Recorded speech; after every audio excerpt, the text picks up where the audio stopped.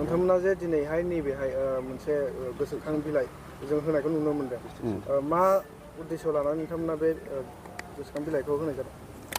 दिनै बर' माहारियारि फरायसा आफाद अर्थात बनसु जोङो सेन्ट्रेल कमिटि आरो जिल्ला कमिटि जयै जोंनि चिरां जिल्ला जे डिस्ट्रिक्ट सेन्टार बे डिस्ट्रिक्ट सेन्टारनि सिङाव थानाय गोबां जे जोंनि लाइन डिपार्टमेन्ट्सफोर जोङो बे लाइन डिपार्टमेन्टफोरनि मावख'आव बे डिपार्टमेन्टनि गोजौसिन एबा हेड बिथांमोननो गांफा गांफा लाइजामखौ होदों। लाइजामाव जोङो बेखौनो स्पष्ट खालामदों जे जोंहा दिनै जोंनि बड'लेण्ड ओनसोल हिसाबै जोंनि बर' रावा बे मावख'नि जे साइन बर्ड एबा मावख'नि जे दिन्थिफुंनाय जायगाफोर बे जायगायाव गिबि राव हिसाबै मावख'नि मुङा लिरनाय थानांगौ।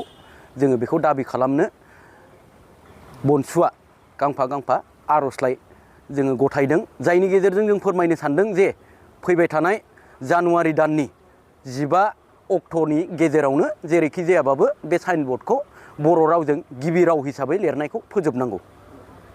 बिथांमोना जुदि बे खामानिखौ मावाबा मा राहा लागोन नोंथांमोना? जों बनसुआ आरोबाव कठोरनिफ्राय कठोरसिन जोङो देरसिननिफ्राय देरसिन स्टेपखौ लालांबाय थागोन। जोङो प्रयजन जायोब्ला समजों लोगोसे गोरोबनानै जोङो जे अफिसनि दैदेनगिरि बिथांमोन एबा अफिसनि हेड बिथांमोन बे बिथांमोननि सायाव जोङो लिगेल एक्सनबो लानांनो हागौ बा जोङो लानो थाखाय थियारि। नैबे चिरां जिल्लायावल' ना गासै बिटिसिनि गुबुन गुबुन दाब दाब जायगायाव बे हाबाफारिखौ नोंथांमोना लादों? नङा, जोङो दिनै चिरां जिल्ला हिसाबै चिरां जिल्ला कमिटि बनसु आरो जोंहा सेन्ट्रेलनि मेम्बार्सफोरा जोङो दिनै चिरां जिल्लायाव होफैग्रोदों। थिग बेबायदिनो दाखालिबो नोंथांमोना मिडियानि जुगै मोनथिनो मोन्दोंबो जानो हागौ जे जोङो क'क्राझारावबो बानायदों।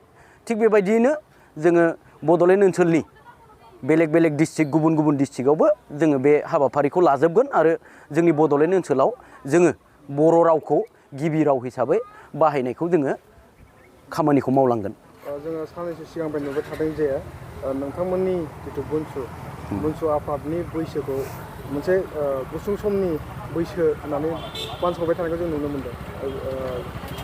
बर'नि माहारियारि आफाद आबसुआ जे आबसुनि दैदेनगिरि बिथांमोना जे बिबायदि बुंदों आरो गुबुन राष्ट्रनि दैदेनगिरिफ्रा बिदि बुंदों आरो दा बेथ' दिनैनि समाव जोंनि ओनसोलनि जे रायजो राजा आइ आफाफोर बिसोरो नुबोगासिनो दङ जे बनसुआ मा मावबोगासिनो दङ आरो इयुनाव मा मावलांनो थांखि बिथांखि लादों बेखौबो बनसुआ फोरमायगासिनो दङ।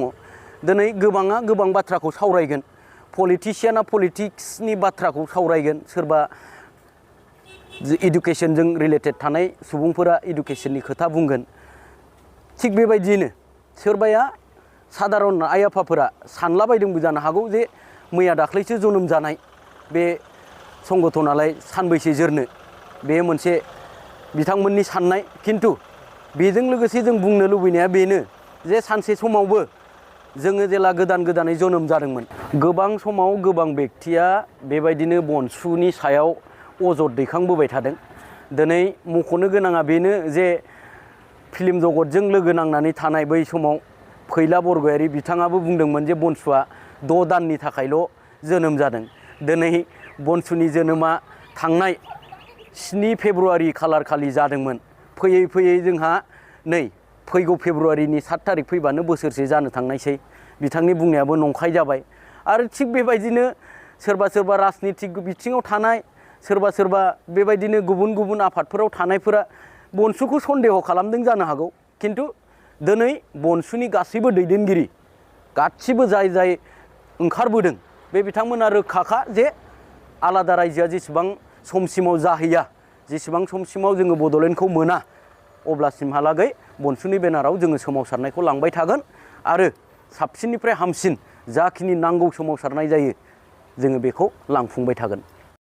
पार्सनेल बेक्ति, इन्डिभिजुवेल बेक्तिफोरनि बुंनाय बा बांसावनायफ्राव जों माब्लाबाबो गोदोनानै थानाय नङा, बा सोरबा जानला मोनला बेक्तिया बुंलाबायबानो जे जोङो डिमरालाइज जागोन एबा जोंनि खामानि मावनाया थाबथागोन, बेखौ दा सानथों। आङो रायजो राजा आइ आफाखौ खावलायो जाहाथे जोंजों बेबायदि बुंबाय थास्लायस्लाय जोंजों फैनानै आलादा रायजो सोरजिनायनि थाखाय, बड'लेण्डनि थाखाय लैहोर लैहोर फैनानै खामानि मावनो जोंजों फैफानांगौसो। दा बेखौ आङो खावलायो।